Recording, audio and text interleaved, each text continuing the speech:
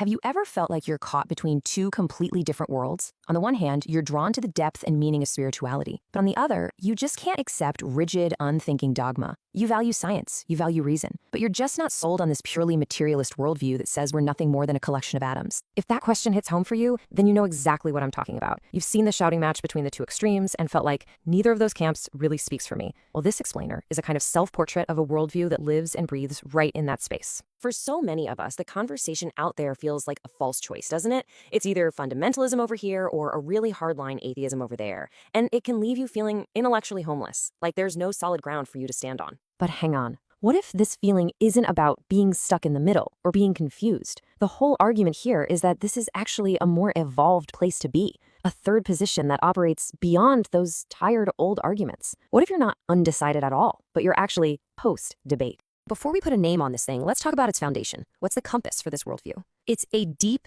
deep commitment to academic rigor, to using science, history, and critical thinking not as enemies of spirituality, but as the essential tools for exploring it with honesty. So what does that actually look like? Well, it means approaching scripture the same way mainstream biblical scholarship does. It sees these texts for what they are: powerful, incredible historical artifacts, human products, deeply shaped by their culture and time. It recognizes that ideas about God, like the evolution from L to YHW, developed over time, and it puts Jesus right back into his actual historical context, not the one that was defined later by church tradition. And it perfectly captures the approach to myth. It's a complete rejection of the idea that myths are just bad, primitive science. Instead, it lines up with thinkers like the philosopher Paul Ricoeur, who saw myth as this incredibly rich symbolic language that actually gives rise to thought. It's all about exploring what it means to be human, not about reporting literal facts from the ancient world. So if this worldview is grounded in scholarship when it comes to history and ancient texts, where does the spirituality come from? That brings us right to the metaphysical heart of the whole argument, the nature of consciousness itself. This right here is the core philosophical claim. It is a firm rejection of what philosophers call reductive physicalism.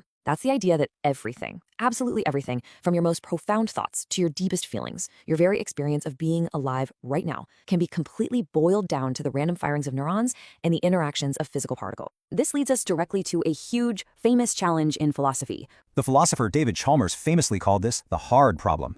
We can map every single neuron firing in the brain when you see the color red. But why do you have this subjective, inner experience of redness at all? Why does it feel like something to be you? That's the huge explanatory gap that purely physical models just haven't been able to close. And this isn't some fringe idea. This perspective aligns with a really long and respected line of thinkers, all the way from Plato, exploring non-material reality, to modern philosophers like Thomas Nagel and David Chalmers. They all argue, in their own ways, that consciousness might be a fundamental feature of the universe, not just some random byproduct of our brain.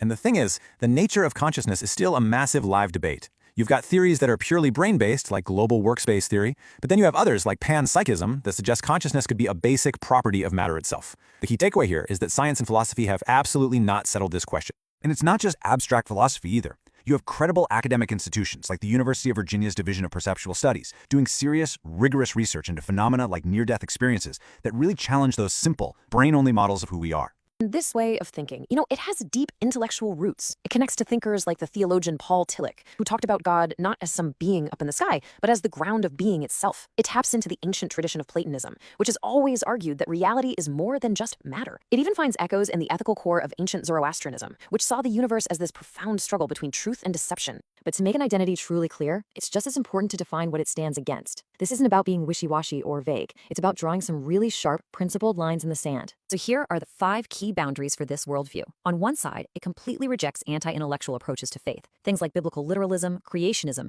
and any kind of pseudoscience. But on the other side, it just as firmly rejects that purely materialist view that says your consciousness is just brain chemistry and that any sense of meaning you have is basically an illusion. So after mapping out the foundations, the core beliefs, and the big rejections, we can finally get around to putting a name to this whole thing. How do we find the right label for what is actually a really coherent identity? We've stepped outside of that stale debate. We've embraced scholarship, we've affirmed that consciousness is something fundamental, and we've drawn clear lines in the sand. So what do you call this intellectually defensible, spiritually open position? Here it is, post-dogmatic spiritualist. And it's such a powerful and precise name, because each word really carries its own weight. Post-dogmatic means you've moved beyond rigid, unchanging beliefs, and spiritualist affirms that core conviction in a reality that isn't just purely material, that consciousness itself is fundamental. The big takeaway here is this. This worldview isn't some weak compromise. It's not a halfway house between two warring camps. It's an attempt to reframe the entire conversation, to hold spirituality, history, philosophy, and science all in the same room without having to lie to any of them. It suggests that you're not confused and you're not in between. You're actually ahead of the argument. And that really leaves us with a final thought to ponder. What does it truly mean to integrate our deepest spiritual questions with our highest intellectual integrity?